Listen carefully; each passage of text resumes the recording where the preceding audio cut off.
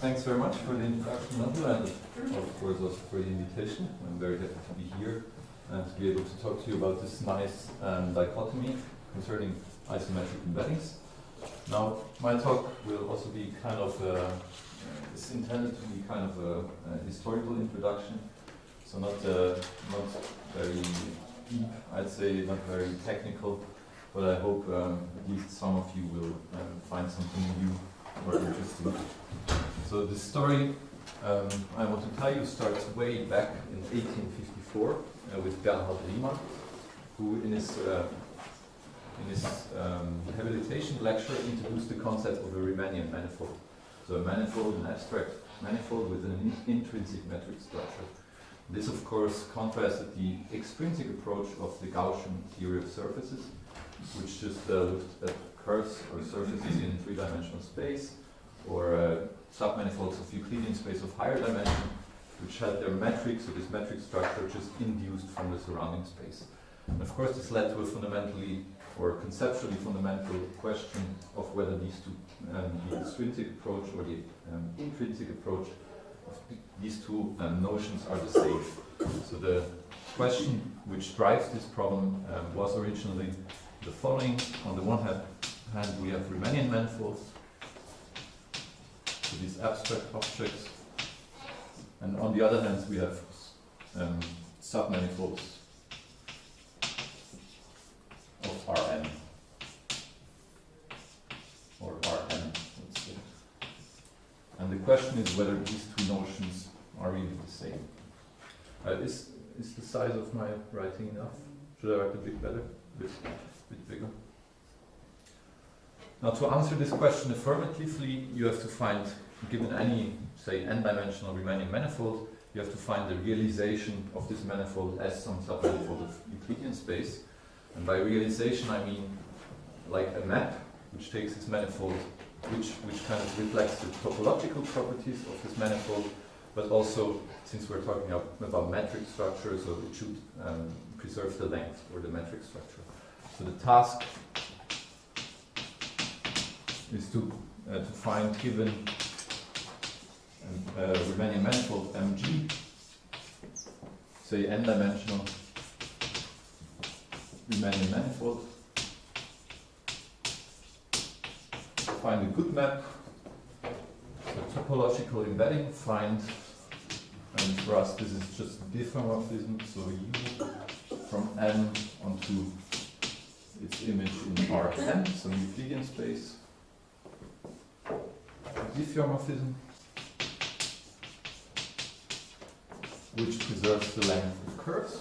So if we just look at curves on the manifold, and we measure the length of any curve gamma on the manifold with respect to this intrinsic metric G, this should agree with the length of the image in Rn when you measure it with respect to the Euclidean metric in Rn. And the Euclidean metric are denoted by E. And this should hold for any gamma curve on the manifold.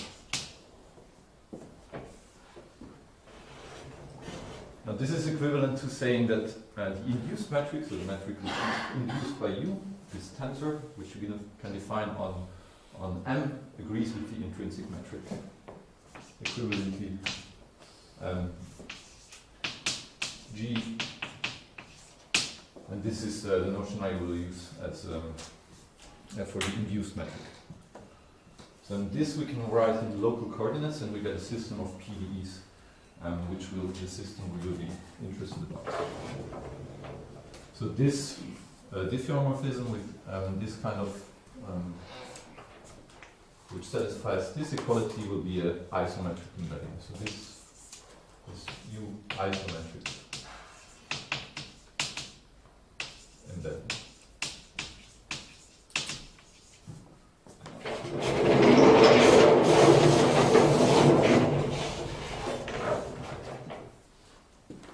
Okay, the local coordinates.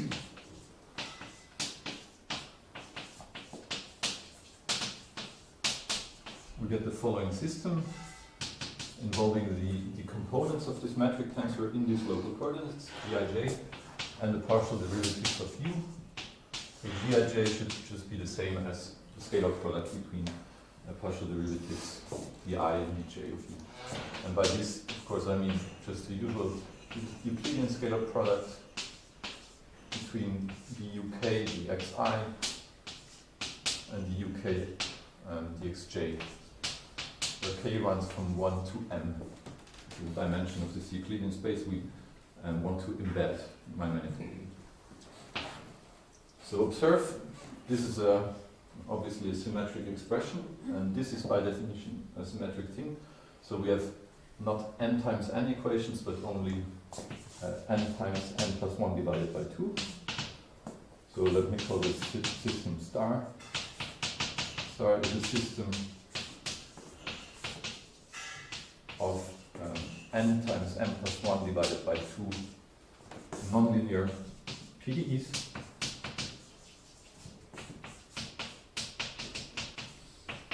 In m unknowns. So these are just the components of u.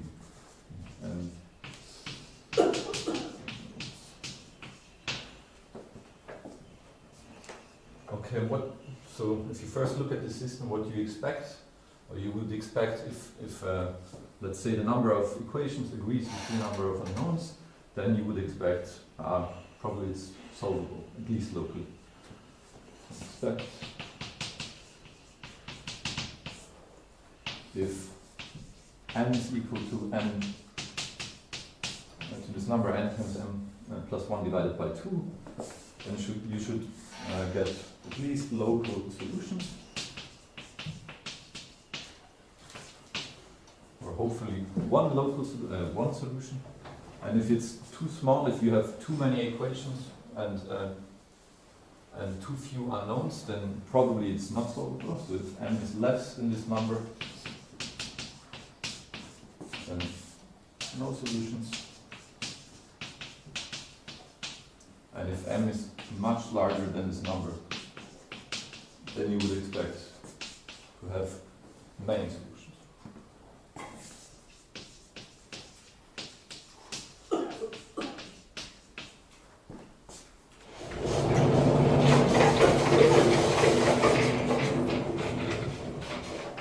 To the system.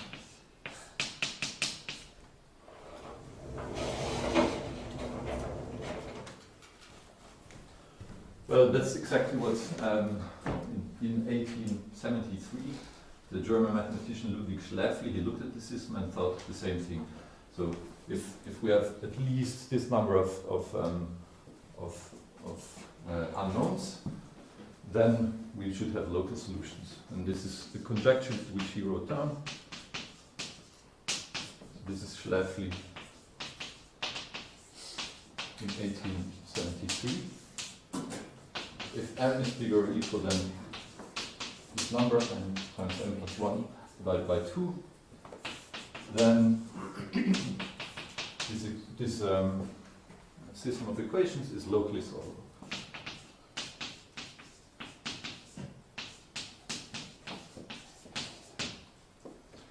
And it turns out this is true if G is analytic, and it's not too difficult because it's just a variant of the Cauchy-Kovalevskaya theorem, and this was proven by Janet and Burstein.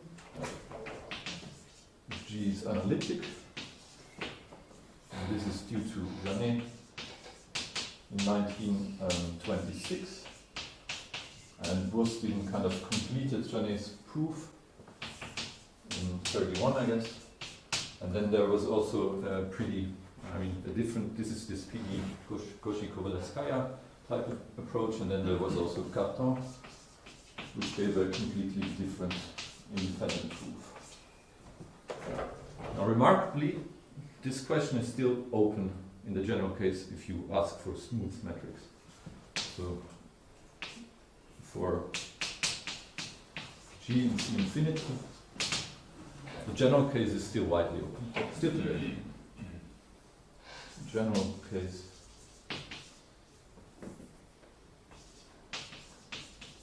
Still open. Even in 2 dimensions.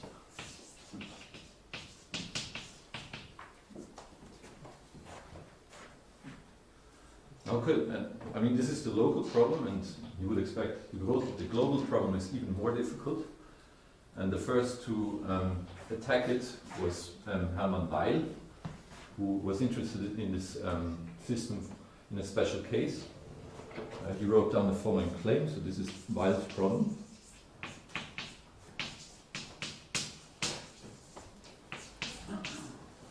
So he wanted to prove that every metric on S2, which is with positive Gaussian curvature, can be uniquely realized as a convex surface in R3. That's what he wanted to show. Every metric, some kind of translated from his paper, every metric on S2 with positive Gaussian curvature, let me call this KG, can be uniquely realized. And this uniquely is modulo rigid motions, so modulo translations in R3 or rotations or just reflections. So uniquely modulo, these are called rigid motions.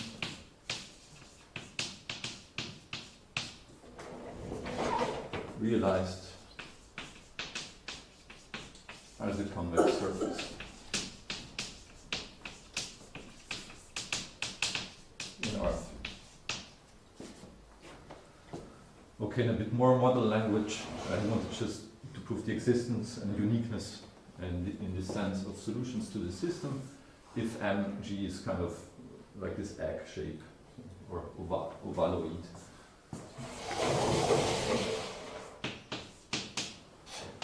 Prove existence and uniqueness of solutions for the system if MG is an ovaloid.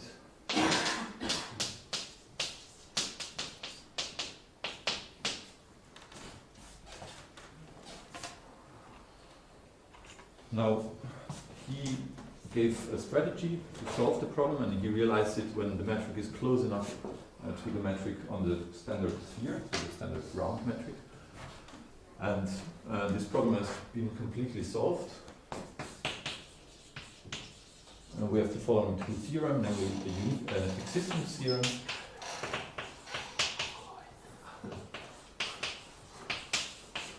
which tells me that for every metric, if G is C2 and has positive Gaussian curvature, so this is a metric on S2, then we can find an isometric embedding. Then there exists the U from S2 into R3, which is an isometric embedding.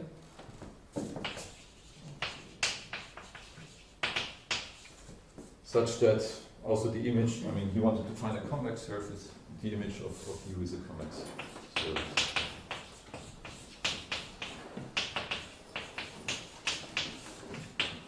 Don't you need C2 alpha? No, I think this is fine. I mean, the U won't be C2. In this case, it will be C1 alpha for every alpha. And then there's a version of this theorem, I think due to Savitov, which needs C2 alpha. And you get a U which is C2 alpha. I think this one is due to Heinz. So, theorem 2. So you have existence. And then what about the uniqueness? So you wanted to find it uniquely. And this is, I call this rigidity. If you have a U which is C2, if G is as above, and U is a C2 isometric embedding of S2G into R3.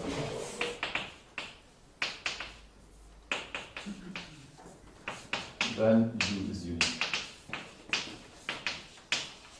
Yeah, and from now on, when I say unique, I just mean unique up to this rigid motions of R3. So if you have these kind of egg shapes, you cannot kind of deform them in an isometric way, except just moving them around. So and these two theorems were proven by a number of people.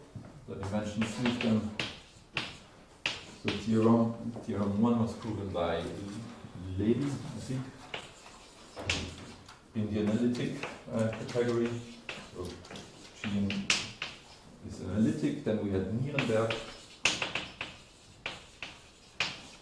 in 54 for a C4 matrix, and later on Heinz in 62 in this setting. And then at the same time, or maybe a bit before, so all these people they follow the kind of PD approach, so the same Whale suggested for the problem. And then at the same time there was also this disjoint Russian school, which led by Alexandrov, and he considered this kind of generalized convex surfaces, and he proved that there exists like a generalized solution to this problem, but it wasn't known how regular this generalized solution is. And this was then remedied by Pogorelov, which proved that Alexandrov's solution is really a solution to this problem. So these guys are PDE. And then there's this geometric school, Alexandrov.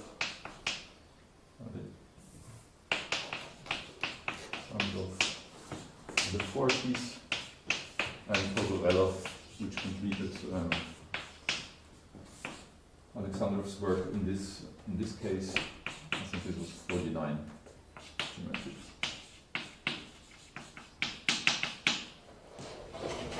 And the uniqueness theorem, and this will be the more this will be. I mean, I'm more interested in this theorem than the existence theorem. This was proven by von Vossen in the analytic setting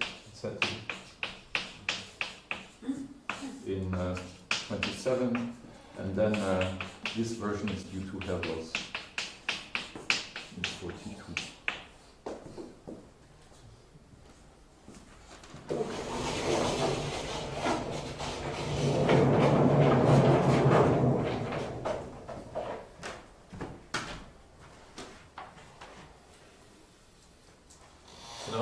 If we go back to our system star, you could say that in the 50s, not really much was known about the general solvability. I mean, we have this local solvability for analytic metrics, and we have this special case of the wild problem, which where we have existence and uniqueness. So you could say that in the 50s, people were still expecting that. I mean, what I just erased, that if codimension is large enough, then you should have many solutions, and if it's exactly, if the system is determined, then you should have existence, at least locally, and hopefully uniqueness. But then, as you might know, in 1954, Nash comes around and tells you that the situation is actually much better, and on the other hand, maybe also a bit worse than we think. So what he proved in 54 is that even in a general case, many solutions exist. So there exist plenty of solutions.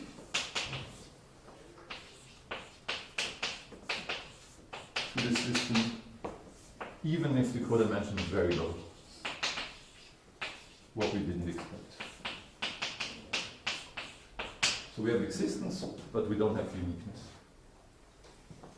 And his theorem is actually even more striking, and to state it, I have to recall what a short map is.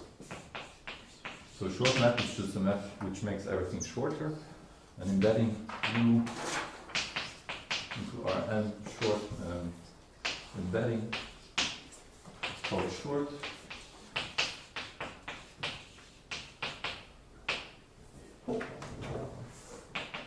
If every length, so if you look at the curve on the manifold and you compute the length, then it's bigger or equal than the curve in the image.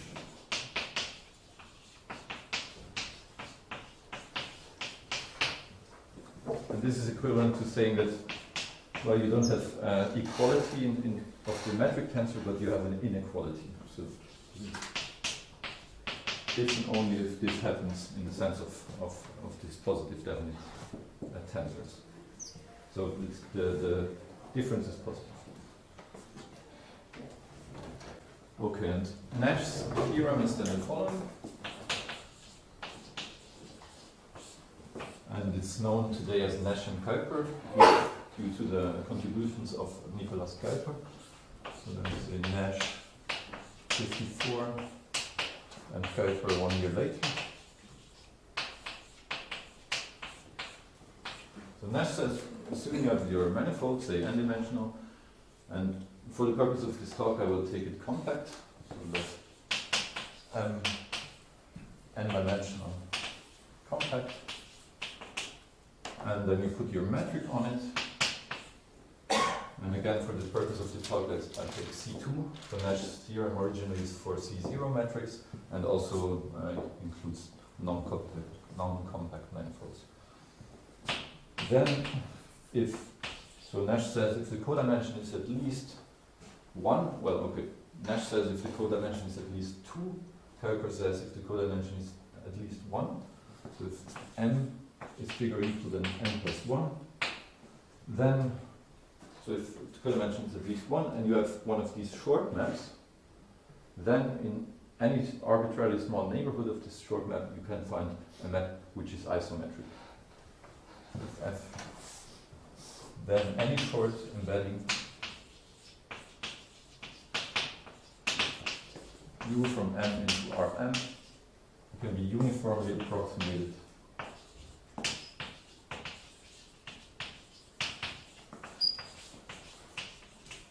by isometric embeddings.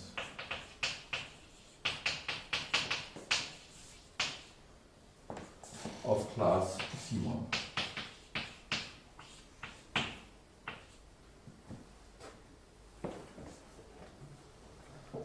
Okay, and this was a really surprising, or still is, a very surprising theorem, and let me give you a few reasons why. So first of all, these short maps, they're really easy to construct if the manifold is compact. You just take any topological embedding and you just shrink it, and in the end, all the length will get short. So as a corollary, you can see that if you have a topological embedding, then you also have an isometric one. So the abstractions to solutions to the system are purely topological. So if there exists topological embedding, then there exists isometric.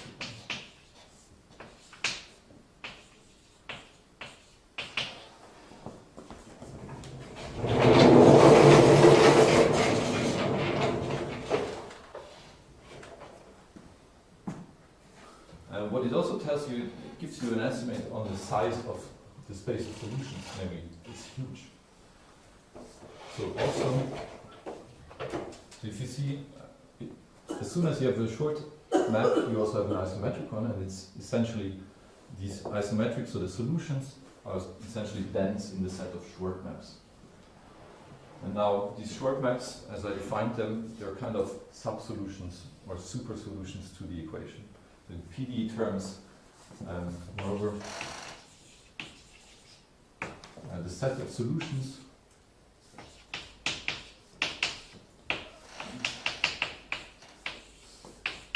is C0 dense in the set of sub-solutions.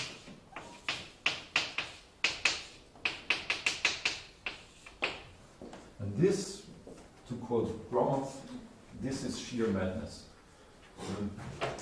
Because for one,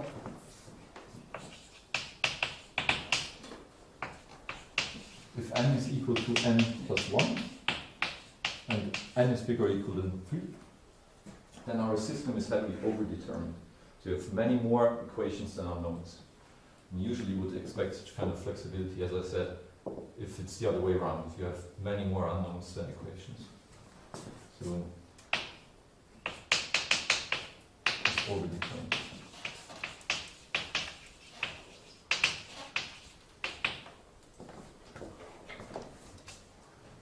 So you wouldn't expect solutions at all, but Nash tells you that there are a lot. Also, if you compare it to our theorem 2 down there, the rigidity theorem, it seems in direct contradiction to it. So it seems to contradict theorem 2. So for example, to illustrate this, you can just look at sphere, or let's take the Earth. I mean, or let's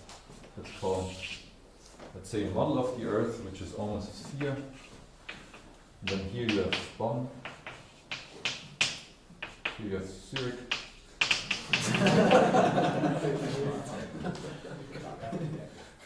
It's maybe bizarre, but well, and the distance between Bonn and Zurich is maybe, I don't know, 600-700 kilometers. And now, if you just scale this Earth, you just shrink it, then we can make it fit inside this room. I mean, we can find a U such that here we are at the Hausdorff Institute. And we can find a copy of this, or a scaled version of this Earth with Zurich somewhere here and Bonn somewhere here. And of course, the distance between these new Bonn and Zurich is not 600-700 kilometers because it fits inside this room. It's maybe 3 or 4 meters. Now, what Nash tells you, 3 or 4 meters is less than 600 kilometers, and the same happens to all the curves. So this is a short map. Now Nash tells you that you can find a map which fits inside this room, which is isometric. So it's a length-preserving copy of the Earth which fits inside this room. And this, you gotta admit, is pretty not intuitive. So you can play this game.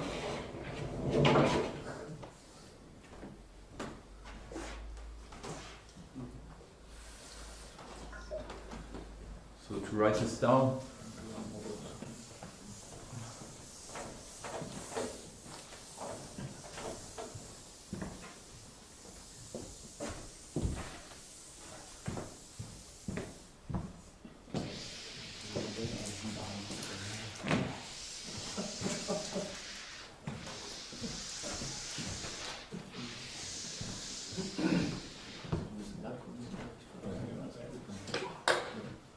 so by Nash-Kuiper theorem, there exists for every epsilon small enough, so for every ball you give me, for every small ball, I can find a copy of the Earth or whatever the sphere. There exists C1 U from S2, which fits inside the small ball, isometric.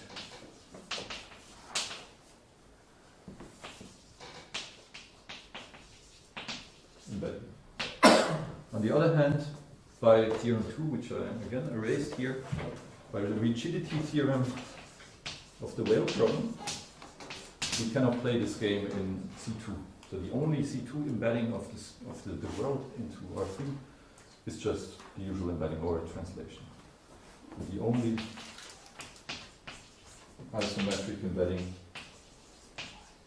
U, which is C2, is just a standard inclusion filter.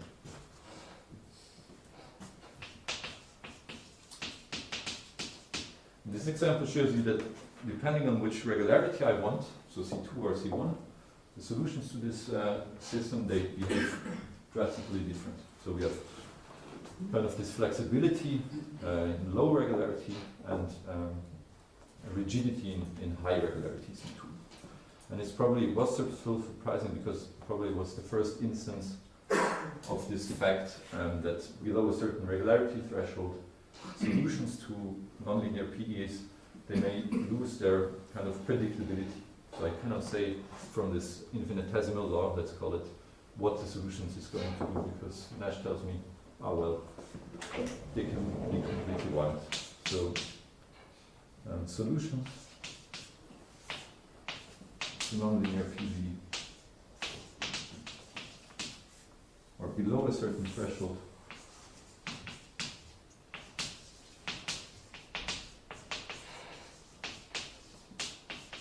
solutions to nonlinear PDE may lose their predictability.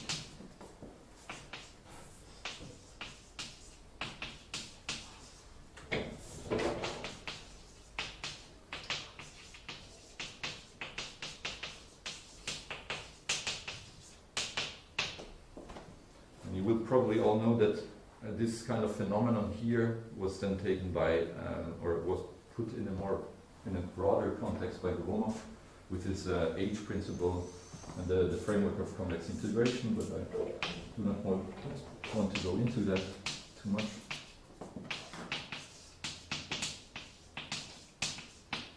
And convex integration.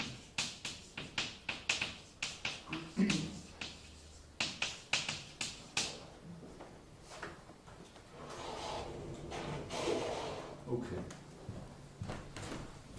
So you can see that there's still a huge gap between C1 and C2. And of course, you want to know what happens in between.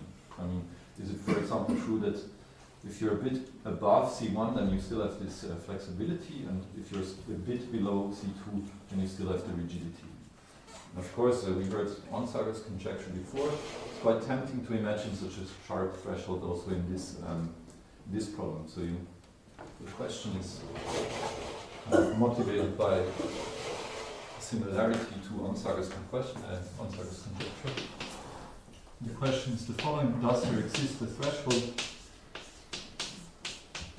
And as in Onsager's conjecture, we consider Hölder spaces such that 1, if alpha is less than this alpha, or let's start here, if alpha is bigger than alpha 0, then you can have this rigidity problem. So if you have a U in C1 alpha, isometric embedding of a positively curved closed two-dimensional Riemannian manifold of a positively curved closed two-dimensional Riemannian manifold, then U is unique or rigid. And on the other hand, if alpha is below this alpha 0, we have this Nash-Kuiper type of approximation behavior. So if alpha is less than alpha 0, then any short map U from let's take two-dimensional U from compact two-dimensional manifolds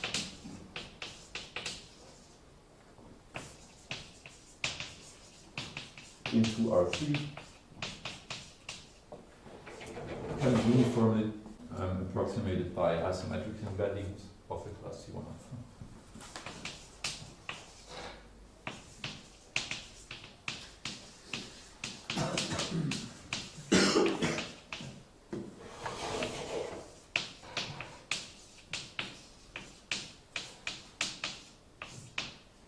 So this is the question. And it seems to be a very hard problem, and we're pretty far from solving it. So, okay, I see the time is pretty much running, so I will just give you a quick survey or a quick overview of the best exponents which we have today. In the case of a compact manifold, so results for Q. So the best we have for flexibility today is 1/5. So between 0 and 1/5, the Nash-Kuiper theorem holds. Okay, and by this I just mean statement 2 with alpha 0 equal this alpha. And this is due to a work of Laszlo and Camilo and myself for the case when the manifold is just a disk. So this is Delelis, myself and Laszlo. 2015. And if my information is correct, new work by, or forthcoming work by Laszlo and Mentau also treats the general case of a compact two-dimensional manifold. So Tau TD in 2019 for the general compact case. Now rigidity prevails until C 1 2/3. So if alpha is bigger than 2/3, then we have rigidity. And this is due to a work by Borisov in the 50s.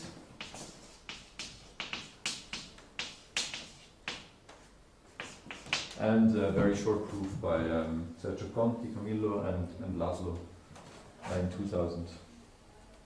Also Conti, Delelis, and Laszlo in 2010, I think. Okay, and in between, we have no idea. 1/5 alpha less or equal than 2/3, no idea.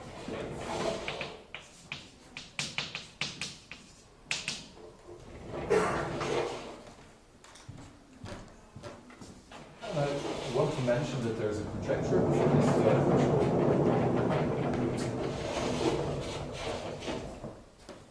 and it's due to Gromov. So he conjectures that alpha 0 equal 1/2 is the threshold, at least for the second, at least for the Nash-Kuiper construction, let's say.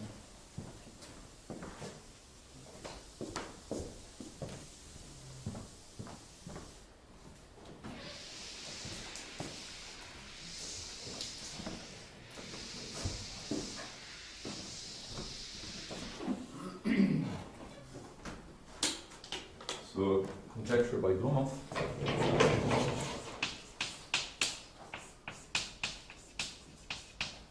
In 2015, alpha 0 equal 1/2 is a threshold.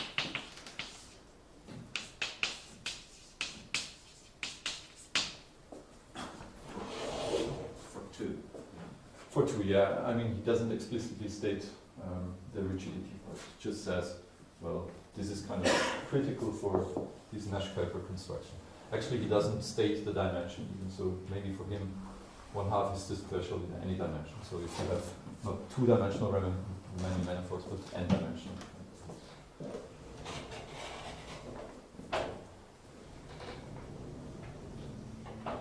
Okay, and what we can show is a new work by Camillo and myself, that this Hölder space C1 1/2 is kind of critical in a suitable sense.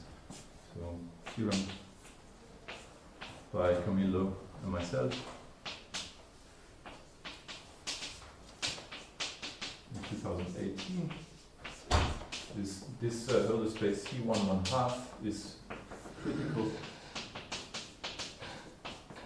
in a suitable sense.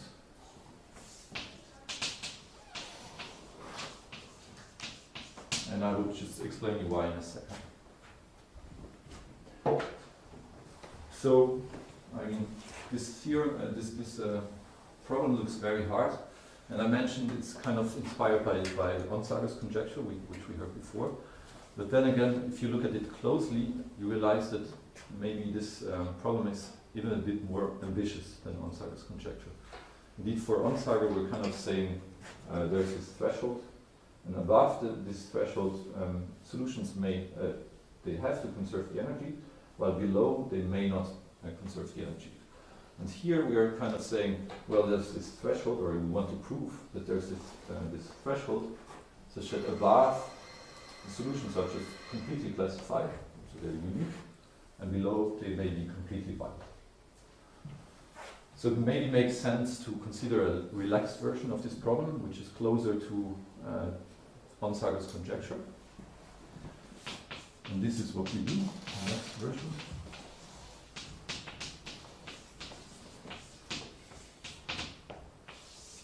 So if you think about it for a second, in Onsager's conjecture, you have this extra information. So you have an extra conservation law with the energy identity, which comes with the equation, and it's satisfied above a certain threshold, and it can be violated below.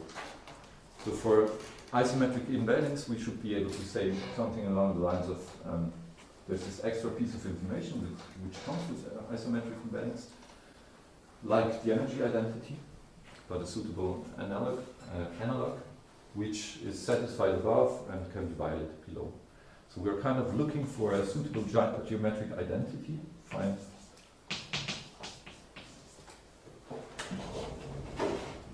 geometric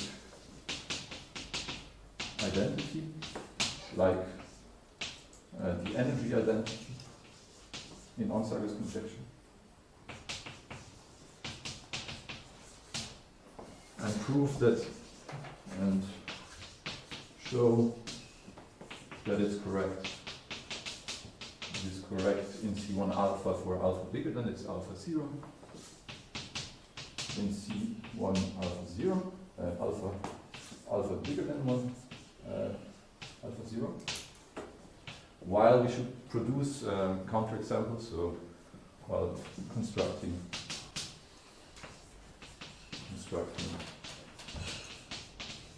isometric embeddings which are not C1 alpha 0.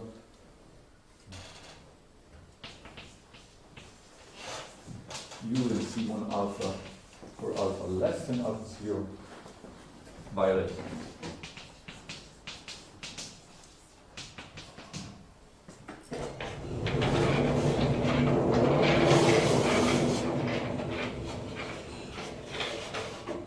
Okay, of course, so now we have to find this suitable geometric identity.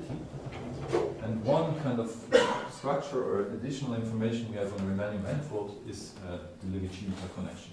And it seems that this is a pretty suited object to study.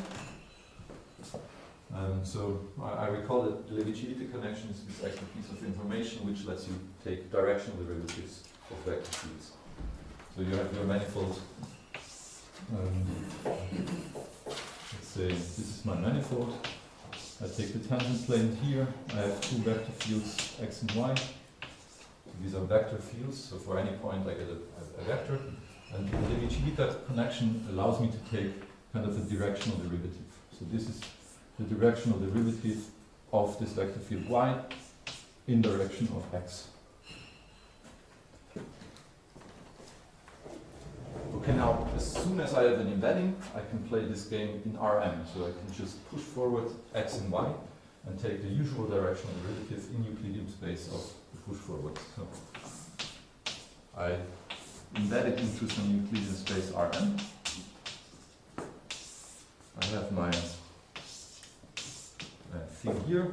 I have my push forward vector field. So this is x tilde, this is y tilde, where x and y tilde are just pushed forward. I mean the image of this vector field under U. And then I have a directional derivative. So this is the usual directional derivative of this vector field y in the direction of x. Just the standard. And now the Gauss formula allows me to relate these two objects. So this theorem by Gauss formula tells you that if U is smooth, then I can just project this this directional derivative onto the tangent plane. I get a vector here, and this is exactly the image of the directional derivative here. So if U is C2, then we have that the Euclidean directional derivative is just the same as the image of the directional derivative inside here, plus an orthogonal term in the second fundamental term. This is second fundamental term.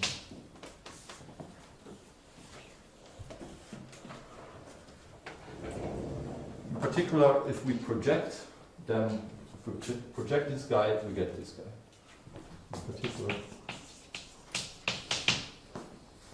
projection. So let me denote by pi p. It's just a projection of a Euclidean vector onto the tangent plane. So this is orthogonal projection onto the tangent plane at the point up of the manifold un. Orthogonal projection. then we have the projection of this guy is this.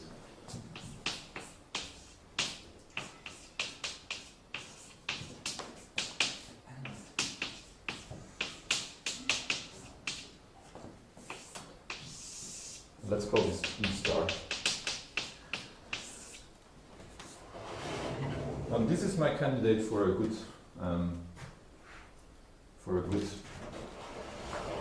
geometric identity.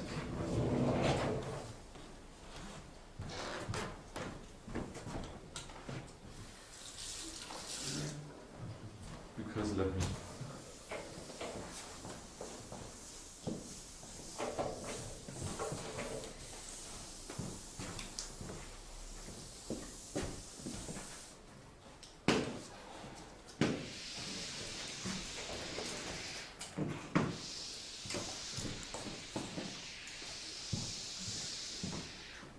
So now if you look at the regularity properties, so if U is a C1 1/2 plus something, if U is in C1 1/2 plus epsilon, then what about the projection onto the tangent plane? It's basically just multiplying with the direction, or with the partial derivatives of U.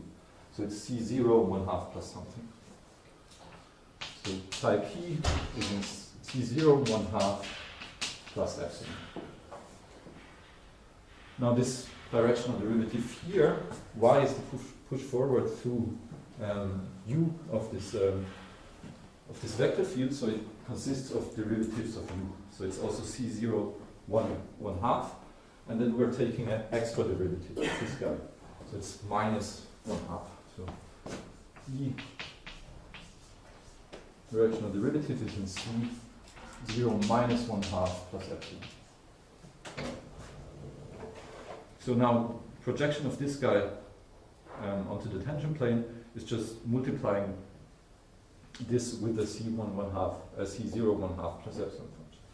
So in particular, these guys add up to something bigger than 0, and so they're well defined as a distribution. So the pi p of this directional derivative is well defined as a distribution.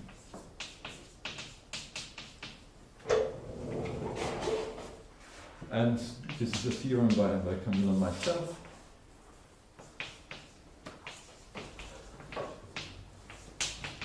In 2018. We show that this identity over there still holds if we are in this case. This stuff holds for C1 1/2 plus epsilon embeddings.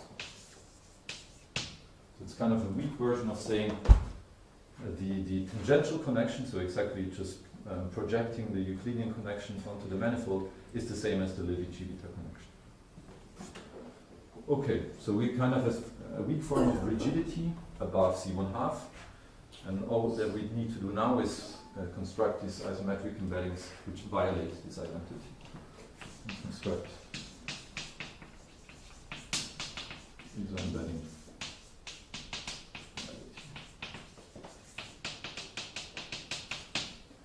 We can do this in a special case, namely the case of polar caps. Okay, I see my time is basically out.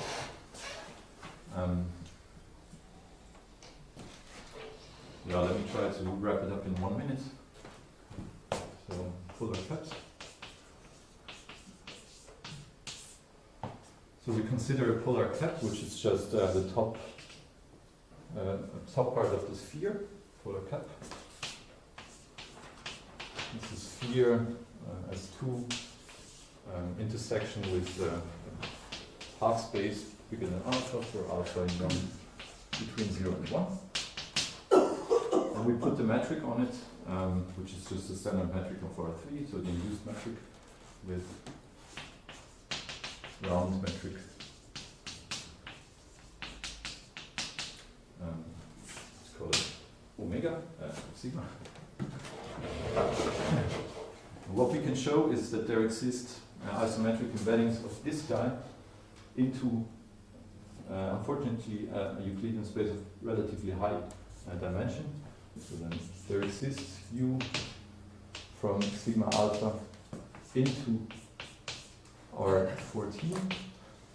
This is kind of ugly, and such that violating isometric embeddings, violating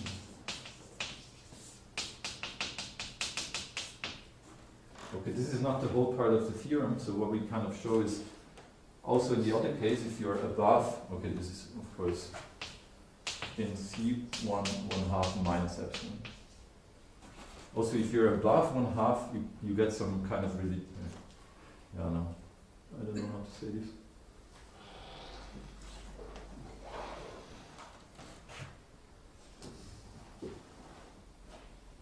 I mean, what we get there is kind of a nice geometric picture for this equation, that this equation holds. It translates in this setting to the fact that at the boundary the tangent plane is prescribed. So it has a kind of angle, and on the other hand we can construct, so in particular you cannot find smooth isometric embeddings which go first just a bit in, like horizontal tangent planes, and then they do something like this. But on the other hand, we can, for every alpha less than 1/2, we can construct isometric embeddings which exactly look like this. And so in this geometric picture, you see that C1 1/2 is kind of a threshold. Okay, sorry for it.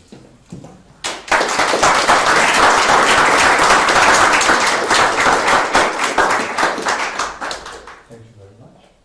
Any questions?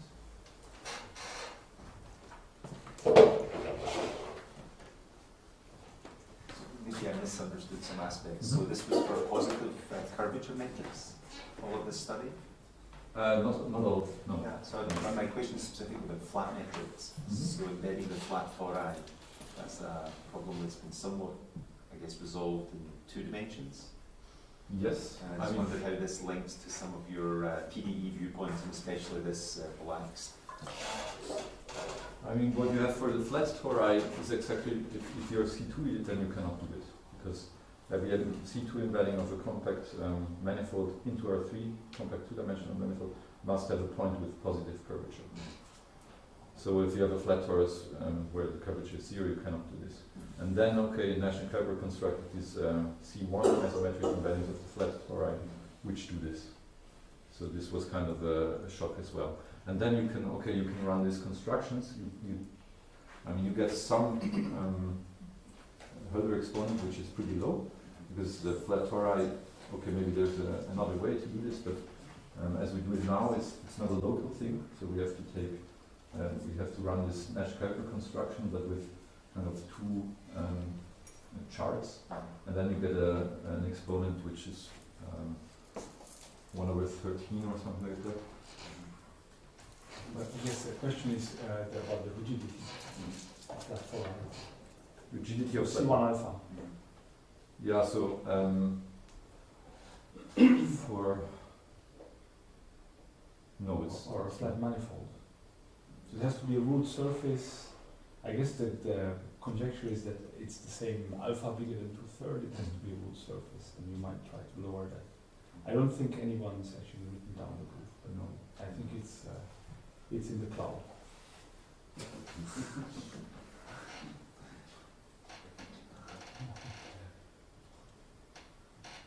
So I had a question about it. So the polar cap thing, how does this relate to Kellen's? So Kellen proved that actually you can go up to C11. yeah. So it seems that so what we do here is we fix the boundary. So it's just a nice way of showing that this 1/2 is a threshold. We know if we fix the boundary, this construction with boundary fix, which you also looked at, it kind of fixes the tangent plane at the boundary. So our idea was exactly that if you start too low, then you end up too low, and this will you will get a contradiction. So now, if you prescribe the boundary, it seems that the process is different, and because otherwise we could get to C11. But that wouldn't contradict the Gauss formula, apparently. No. That's, I think.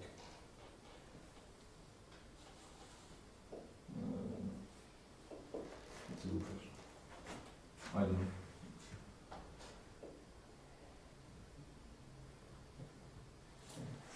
This is done by convex integration? Or Exactly.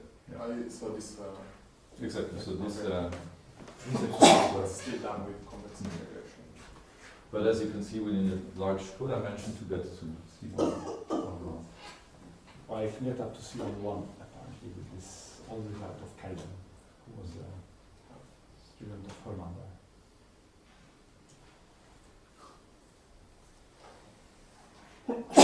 So, no more questions? Thank you very much.